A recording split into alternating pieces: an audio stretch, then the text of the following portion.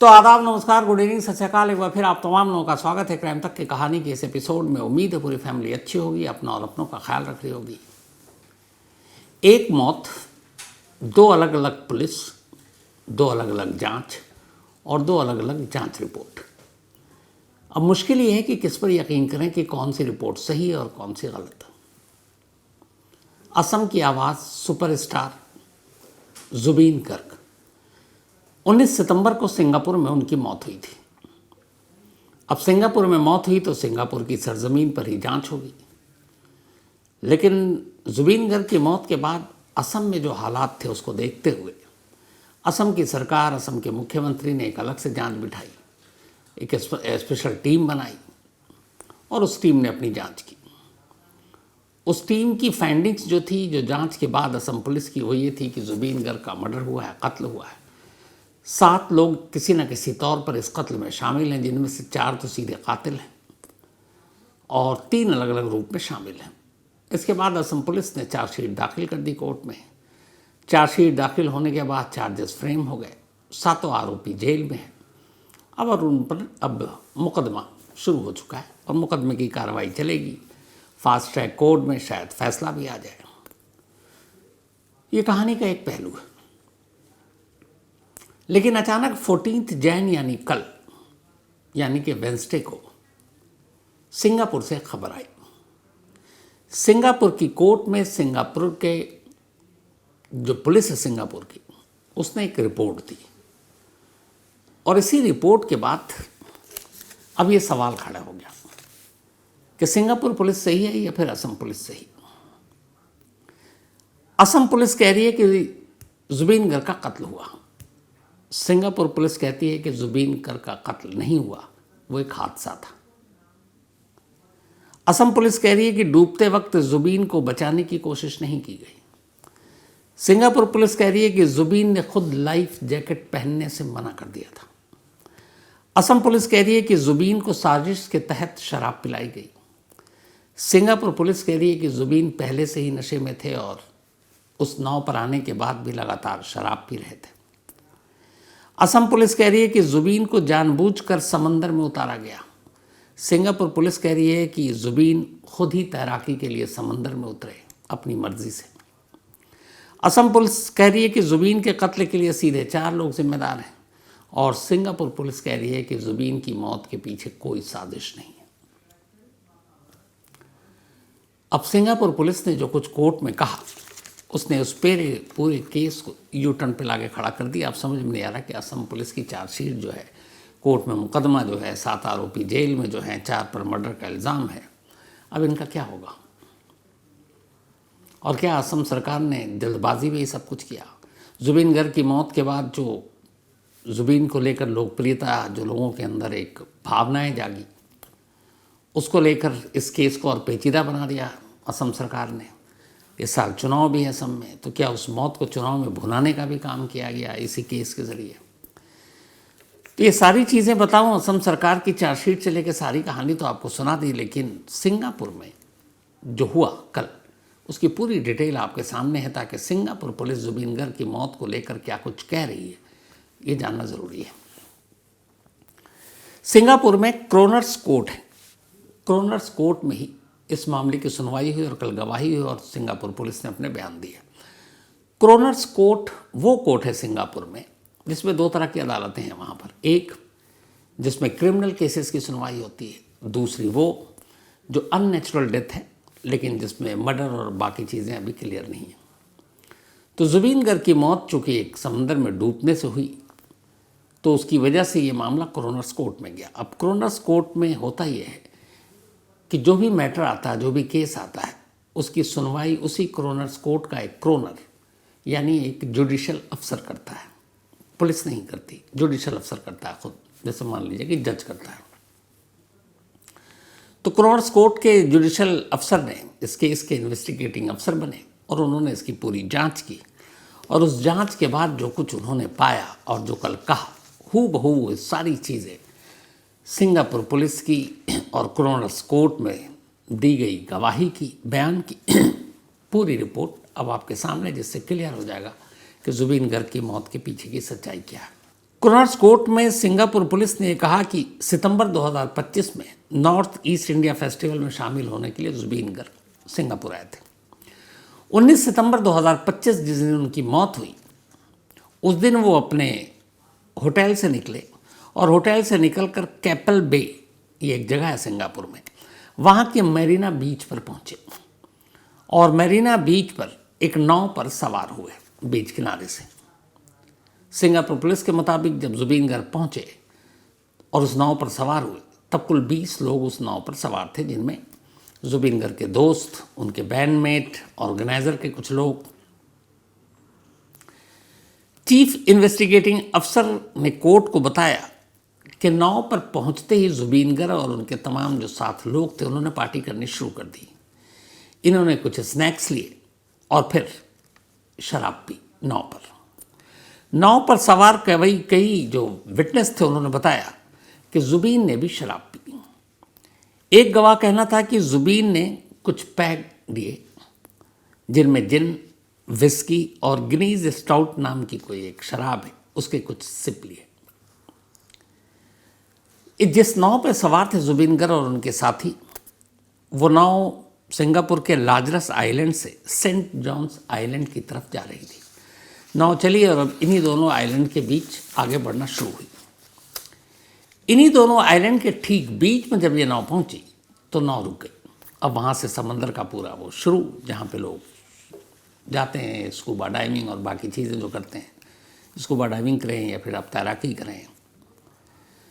तो जब इन दो आइलैंड के बीच में नाव रुकी, इसके बाद जुबीन गर्ग पहली बार समंदर में उतरे इस नाव से, पानी में।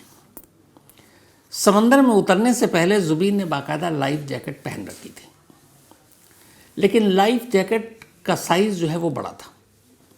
जब वो पानी में उतरे, लाइफ जैकेट बड़ा, तो उन्होंने लाइफ जैकेट उतार दिया पानी में ही। जब लाइफ जैकेट को उतारते हुए उस नाव के कैप्टन ने देखा तो वो ज़ोर से चीखा और उनके दोस्तों से कहा कि लाइफ जैकेट के बिना ये शख्स पानी में है, इसको फ़ौरन ऊपर बुलाओ। तो सारे दोस्त चीखे। उसके बाद चीख शोर की आवाज़ जुबीन गर्ग के कानों तक पहुंची। फिर जुबीन वापस नाव पर आ गए। नाव पर आने के बाद अब वो नाव पर थे, फिर सारे लोग मौजूद थे। थोड़ी देर के बाद नाव पर रुकने के जुबीन गर्ग ने कहा कि वो फिर से पानी में जा रहे हैं। तो इस बार ये हुआ कि भाई दूसरी जैकेट दी जाए, लाइफ जैकेट। सेकेंड टाइम में दूसरी लाइफ जैकेट दी गई जुबीन गर्ग को, लेकिन पहली बार जो दी गई थी वो साइज़ में बड़ा था और इसीलिए जुबीन गर्ग ने उतार दिया था कि जैकेट मुझसे बहुत बड़ा है साइज़ में।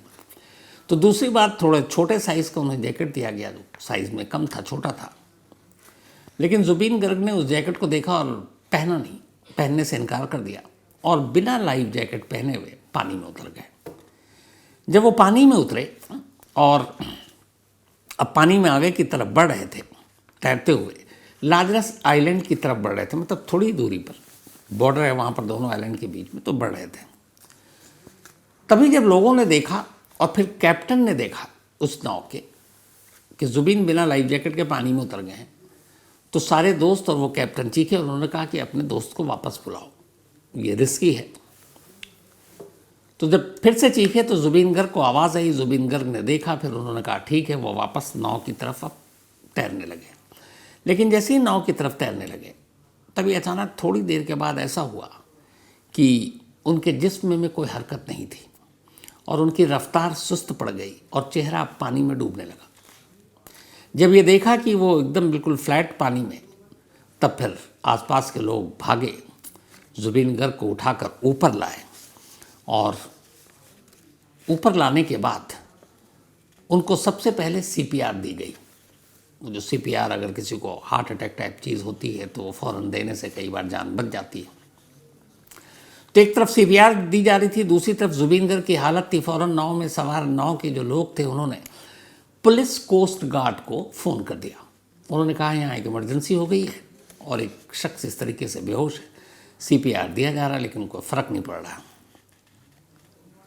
पुलिस कोस्ट गार्ड फ़ोन आते ही एक पेट्रोल क्राफ्ट यानी स्पीड बोट इस नाव की तरफ रवाना कर दी है। इस स्पीड बोट को उस नाव तक पहुंचने में किनारे से कुल 9 मिनट लगते हैं। 9 मिनट। अच्छा, इस स्पीड बोट यानी कि पेट्रोल क्राफ्ट पर कोस्ट गार्ड के ही लोग यानी पुलिस वाले ही थे। वो फ़ौरन इस नाव पर सवार होते हैं और सबसे पहला काम ये करते हैं, चूँकि समंदर में उन्हें बड़ा तजुर्बा है, ऐसे कई हादसे होते हैं, जुबीन गर्ग को अपने साथ उठाते हैं और इस स्पीड बोट में बिठा लेते हैं। अब वहाँ से 6 किलोमीटर दूर किनारा है जहाँ पे सड़क है, जहाँ से एम्बुलेंस से अस्पताल ले जाना है। तो अब स्पीड बोट में बिठाया गया। जो कोस्ट गार्ड के लोग हैं वो वापस CPR दे रहे हैं जुबीन गर्ग को, लेकिन जुबीन गर्ग की न धड़कन चल रही है न नब्ज, कोई हरकत नहीं है। खैर, इसके बाद कुछ और मिनट लगता है। 9 मिनट के बाद ये लोग किनारे पर पहुंचते हैं, मैरीन बीच के पास। वहाँ ऑलरेडी इन्फॉर्म कर दिया गया था कि एम्बुलेंस पहले से रेडी है। फिर इस स्पीड बोट से जुबीन गर्ग को उतारा जाता है, उस एम्बुलेंस में रखा जाता है और फिर उन्हें वहाँ से सीधे सिंगापुर जनरल हॉस्पिटल ले जाया जाता है। जब सिंगापुर जनरल हॉस्पिटल ले जाया गया, वहाँ जाने के बाद डॉक्टरों ने चेक किया और फिर उन्हें डेड डिक्लेयर कर दिया। तब 19 सितंबर की शाम के 5:15 बजे थे, 5:15 PM। बाद में उसी सिंगापुर जनरल हॉस्पिटल में जुबीन गर्ग का पोस्टमार्टम होता है। इस पोस्टमार्टम रिपोर्ट में यह आता है कि जुबीन गर्ग की मौत डूबने से हुई, क्योंकि चेहरा उनका पानी में डूबा हुआ था। पोस्टमार्टम रिपोर्ट में यह भी था कि जुबीन गर्ग के बॉडी पर कुछ चोट के या जख्म के निशान मिले, लेकिन जब उसकी जांच हुई तो डॉक्टरों ने कहा कि ये चोट के निशान 2 वजह से आए थे। पहला, जब उन्हें समंदर में वो बिल्कुल बेसुध पड़े हुए थे तो उनको उठाकर नाव पर रखा जा रहा था, तो उठाकर नाव पर रखने में कुछ चोट लगी। और दूसरा, जब जुबीन गर्ग को CPR दिया जा रहा था 2 अलग अलग वक्त में, एक नाव पर और एक उस बोट पर, तो CPR की वजह से भी जिस्म पर कुछ चोट के निशान आए। तो ये चोट के निशान कुछ और नहीं थे, बल्कि ये उनको उठाने में और CPR देने के दौरान हुए। पोस्टमार्टम रिपोर्ट में कोर्ट में ये भी बताया गया कि जुबीन के जब ब्लड के सैंपल लिए गए तो 2 तरह की दवाओं के बारे में पता चला जो उन्होंने लिए थे। एक मेडिसिन जो था वो BP का, और दूसरा मिर्गी के जो दौरे पड़ते हैं उनके। इसके अलावा उनके ब्लड से किसी और मेडिसिन का कोई सैंपल या कोई भी सबूत नहीं मिले। पोस्टमार्टम रिपोर्ट के अलावा अब जुबीन गर्ग के विसरा सैंपल भी लिए गए। विसरा की रिपोर्ट हुई फॉरेंसिक लैब में सिंगापुर में। तो जब उनके खून के नमूने की जांच हुई तो उस ब्लड सैंपल में यह पाया गया कि जिस वक्त और जिस दिन जुबीन गर्ग की मौत हुई थी, उनके ब्लड में अल्कोहल की क्वांटिटी बहुत ज़्यादा थी। जुबीन के 100 ml ब्लड में 333 मिलीग्राम यानी 333 मिलीग्राम अल्कोहल की मात्रा पाई गई। 100 ml ब्लड में 333 मिलीग्राम की मात्रा। अब जो सिंगापुर का अपना रूल है, नियम है ड्रिंकिंग को लेकर, बाकी चीज़ों को लेकर, तो उनका ये है कि वहाँ के कानून के हिसाब से 100 ml ब्लड में 80 मिलीग्राम तक अगर अल्कोहल पाया जाता है तो वो कानून के दायरे में है। अगर 100 ml ब्लड में 80 मिलीग्राम ब्लड के अंश हैं वो अल्कोहल के, तो ठीक है, लेकिन 80 से ज़्यादा हुआ तो फिर वो गैर कानूनी है। लेकिन यहाँ जुबीन गर्ग के ब्लड में ये तय जो है 80 मिलीग्राम से 4 गुना ज़्यादा, बल्कि 4 गुना से भी थोड़ा ज़्यादा, 333 मिलीग्राम अल्कोहल पाया गया उनके ब्लड में।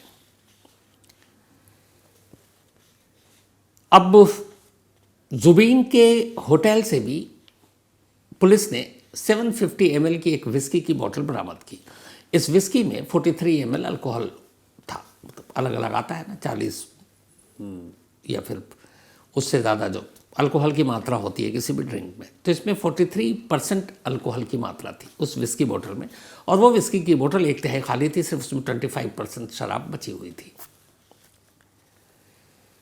सिंगापुर जनरल हॉस्पिटल के डॉक्टर जिन्होंने जुबीन के विसरा रिपोर्ट की जांच की, उन्होंने कहा कि वो ये नहीं बता सकते कि समंदर में पानी में तैरने के दौरान क्या जुबीन गर्ग को मिर्गी का दौरा पड़ा था। उन्होंने कहा वो इसलिए भी नहीं बता पा रहे हैं क्योंकि आमतौर पर ऐसा दौरा पड़ने के दौरान जो लोग इसके शिकार होते हैं उनकी ज़ुबान, जो टंग है, दोनों दांतों के बीच आ जाती है, लेकिन उनके टंग या ज़ुबान की जब जांच की गई तो ऐसे मतलब स्पेसिफिक कोई क्लू नहीं मिला जिससे वो दावे से कह सके कि पानी के अंदर दौरा पड़ा था कि नहीं। तो यहाँ पे एक सवालिया निशान है। जिस नाव पर जुबीन गर्ग मैरिन बीच से उस आइलैंड तक पहुँचे अपने दोस्तों के साथ, उस नाव के जो कैप्टन थे उस यॉट के, उस कैप्टन ने भी कल कोर्ट में गवाही दी और उनका स्टेटमेंट पहले भी दर्ज हुआ। जो कैप्टन का पूरा बयान है वो बड़ा इंपॉर्टेंट है। कैप्टन का बयान ये है कि उन्होंने अपनी आंखों से देखा था कि जब जुबीन पहली बार उनके नाव पर सवार हो रहे थे तब वो खुद अपने पैरों से नाव पर नहीं आ रहे थे। दो लोगों ने उनको कंधे से पकड़ रखा था और वो कंधे का सहारा लेकर नाव पर चढ़े थे। उसकी वजह ये थी कि वो बहुत ज़्यादा नशे में थे, यानी नाव पर चढ़ने से पहले ही जुबीन गर्ग नशे में थे। कैप्टन ने यह भी कहा कि जो जुबीन गर्ग के लोग साथ थे वो नाव पर चढ़ने से पहले से ही शराब पी रहे थे, मतलब बीच पर खड़े होकर, और शराब पीने के बाद नाव पर चढ़े और फिर नाव पर आने के बाद भी इन लोगों ने ड्रिंक की, शराब पी। कैप्टन का यह भी बयान है कि उन्होंने जब नाव पर ये तमाम लोग इकट्ठा हो गए तब उन्होंने 2 बार सेफ्टी के लिए ब्रीफिंग दी। पहली बार जैसे ये सारे लोग एक साथ नाव पर आ चुके, और दूसरी बार जब ये समंदर में पहुंचे उस आइलैंड के पास जहां से अभी लोगों को तैराकी करनी थी, तो दूसरी बार उन्होंने फिर ब्रीफिंग दी और ये पहली और दूसरी ब्रीफिंग दोनों में क्लियर कर दिया था कि कोई भी शख्स जो इस नाव पर अब सवार हुआ है जब तक नाव पर रहेगा लाइफ जैकेट पहने रहेगा। जैसे अमूमन आप देखते हैं कि प्लेन में आप बैठते हैं तो होता है कि आप सीट बेल्ट लगाए रखेंगे, आप लाइट बंद भी हो जाए तो भी एयर होस्टेस कहती है कि सीट बेल्ट लगाए रखने में फ़ायदा है तो आप लगाए रखें। उसी तरीके से ये था कि जब तक आप नाव पर हैं, जब तक आप पानी के ऊपर हैं, आप लाइफ जैकेट पहने रहेंगे। लेकिन ज़्यादातर लोगों ने इसका पालन नहीं किया। इसी कैप्टन के हिसाब से जब जुबीन गर्ग पहली बार पानी में उतरे, इनका भी बयान है, तब वो लाइफ जैकेट पहनकर गए थे, लेकिन पानी में उतरने के बाद उन्होंने अचानक पानी में ही लाइफ जैकेट उतार दिया। कैप्टन ने देखा तब वो घबराया कि ये क्या है। अच्छा, उन्हें पहले ही बॉडी लैंग्वेज से पता चल रहा है कि ये नशे में है। नशे में तो पानी में उतरना वो भी अपने आप में ख़तरनाक, ऊपर से लाइफ जैकेट उतार देना। तब उन्होंने इनके दोस्तों से कहा कि उसे वापस बुलाओ। तब दोस्तों ने जो साथ में थे उन्होंने वापस बुलाया। तब जुबीन गर्ग वापस नाव पर आते हैं और फिर जब थोड़ी देर के बाद वो वापस जाते हैं तो इस बार फिर उन्हें लाइफ जैकेट दी गई नाव के स्टाफ की तरफ से, पर उन्होंने पहना नहीं क्योंकि वो इस बार कह रहे थे कि साइज़ में छोटा है। कैप्टन ने तब नहीं देखा, लेकिन बिना लाइफ जैकेट के जैसे ही जुबीन गर्ग पानी में उतर गए, ये कैप्टन का बयान है कोर्ट में, तब उन्होंने जैसे ही देखा जुबीन गर्ग को बिना लाइफ जैकेट के उस समुंदर में अच्छी खासी गहराई, तब वो ज़ोर से उनके दोस्तों से उन्होंने कहा कि ये बहुत रिस्की है, आप उसे वापस बुलाइए, बिना लाइफ जैकेट के पानी में नहीं जाना है। तब दोस्तों ने कहा कि वापस आओ। जुबीन गर्ग ने ये बात सुनी, पलट कर देखा नाव की तरफ और अब वापस ही आ रहे थे कि थोड़ी ही देर के बाद उनकी रफ्तार सुस्त हो गई और चेहरा अचानक पानी के अंदर, और फिर वो ऐसा लगा कि जैसे पानी के ऊपर बेजान लाश तैर रही है। तब लोग घबराए, फ़ौरन उनको ऊपर लेकर आए और ऊपर लाने के बाद फिर वो जो CPR और बाकी चीज़ थी।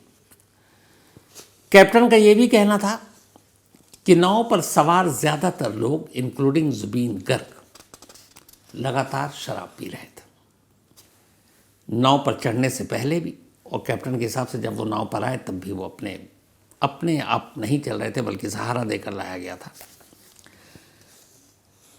तब सवाल ये है कि नाव के जो कैप्टन उनकी भी रिपोर्ट आ गई। सिंगापुर पुलिस ने अपनी एक रिपोर्ट में लास्ट में ये कहा कि जितने भी फॉरेंसिक, पोस्टमार्टम रिपोर्ट, आई विटनेस, कैप्टन, इनकी टीम के लोग, इन सब से बातें की, होटल के रूम की फिर तलाशी हुई, सारी चीज़ें हुई, तो उसके बाद कहीं कोई डाउट नहीं कि ये मामला एक ड्रॉनिंग का है और इसमें कोई भी फाउल प्ले नहीं है, यानी जुबीन गर्ग की मौत में कोई साजिश नहीं है। तो ये एक हादसा था। अब ये पूरी रिपोर्ट तो आ गई, क्रोनर्स कोर्ट को ये कह दिया कि इसमें कोई साजिश नहीं है, कोई फाउल प्ले नहीं है, ये एक सीधा साधा हादसे का केस है। अब सवाल ये है कि क्राइम सीन की सरजमीन सिंगापुर, जुबीन गर्ग की मौत सिंगापुर में हुई, जुबीन गर्ग का पोस्टमार्टम सिंगापुर में हुआ, विसरा की जांच सिंगापुर में हुई, वहाँ की पुलिस ने जांच की, उसके बाद फिर वापस बॉडी आई, फिर यहाँ असम में ही सब कुछ हुआ। असम सरकार ने दोबारा गुवाहाटी मेडिकल कॉलेज में पोस्टमार्टम कराया, दोबारा से जुबीन गर्ग के विसरा की जांच कराई गई। सिंगापुर पुलिस की पोस्टमार्टम रिपोर्ट और विसरा रिपोर्ट बहुत पहले असम पुलिस को सौंपी जा चुकी थी सरकार को। आपको याद होगा बहुत पहले मैंने आपको कहानी में यह भी कहा था कि सीआईडी असम पुलिस की स्पेशल इन्वेस्टिगेटिव जो टीम थी वो उस रिपोर्ट को लेकर एक बार जुबीन गर्ग के घर भी पहुंची थी उनकी वाइफ को देने के लिए, और उनकी वाइफ ने कहा था कि हमने वो रिपोर्ट देखकर उनको लौटा दिया, और ये भी कहा था कि ये पुलिस के ऊपर है कि वो इन रिपोर्ट को पब्लिक करे या ना करे, सार्वजनिक करे कि नहीं करे। अब सवाल ये है कि दो रिपोर्ट विसरा और पोस्टमार्टम रिपोर्ट सिंगापुर से, दो रिपोर्ट यहाँ से असम से पोस्टमार्टम और विसरा की। आज तक, आज की तारीख तक जबकि चार्जशीट भी दाखिल हो गई, असम पुलिस ने या असम की गवर्नमेंट ने कभी पब्लिकली सार्वजनिक तौर पर उन दोनों रिपोर्ट को पब्लिक क्यों नहीं किया। उसकी वजह यही थी कि चूंकि उस वक्त माहौल ऐसा था कि जब विसरा रिपोर्ट सामने आएगी तो ये क्लियर हो जाएगा कि जब ये हादसा हुआ तब जुबीन गर्ग ने शराब पी थी, नशे में थे। गुवाहाटी मेडिकल कॉलेज में भी यही रिपोर्ट आई जो उनकी यहाँ पे विसरा की जांच हुई है, लेकिन इस रिपोर्ट को असम पुलिस और असम सरकार ने सार्वजनिक नहीं किया। सिंगापुर पुलिस को करना था, कर दिया। अब सारी चीज़ें देश के सामने हैं। सिंगापुर पुलिस ने यह भी कह दिया कि ये एक हादसा है, इसमें साजिश नहीं है। तो सवाल ये है कि बिना किसी ठोस जांच के, बिना किसी प्रूफ के असम पुलिस ने इसे मर्डर कैसे करार दिया, और दिया तो दिया, 7 लोगों को अरेस्ट कर लिया, जिसमें से 4 को तो सीधे सीधे कत्ल का आरोपी बना दिया और 7 के ऊपर साजिश के आरोप लगाए। तो ये क्यों और कैसे? तो जब आपके पास बाकी कोई सबूत नहीं, क्योंकि क्राइम सीन से ही मेन सब कुछ आ गया, कोर्ट में वहाँ कह दिया गया, तो इस चार्जशीट को देखकर अब यही है कि असम सरकार ने लोगों की भावनाओं को देखते हुए, असम के मुख्यमंत्री ने कई बार कहा कि ये मर्डर है, मर्डर है, पता नहीं किस प्रूफ पर, किस सबूत पर कह रहे थे, लेकिन ये जल्दबाजी में उठाया गया कदम था। खुद इसी बाकी सिंगापुर पुलिस की भी आप रिपोर्ट को छोड़ दीजिए, खुद इस चार्जशीट में अपने आप में एक सवाल है। सवाल ये है कि जिन 7 लोगों को अलग अलग आरोपी बनाया गया इस केस में, जिसमें उनके मैनेजर हैं, ऑर्गेनाइज़र हैं, कज़न है, 2 पीएसओ हैं पुलिस वाले, इन सबको एक साथ, इनका मकसद क्या है जुबीन गर्ग को मारने के लिए? जो मोटिव होता है किसी भी मर्डर में, जो सबसे इंपॉर्टेंट होता है कि अगर किसी का कोई कत्ल कर रहा है तो क्यों कर रहा है, जवाब और वजह तो आपको बताना पड़ेगा। इस चार्जशीट में वो मोटिव हर एक के लिए कॉमन एक साथ जुड़े कि 7 लोग एक साथ आए एक शख्स को मारने के लिए, वो क्लियर ही नहीं है।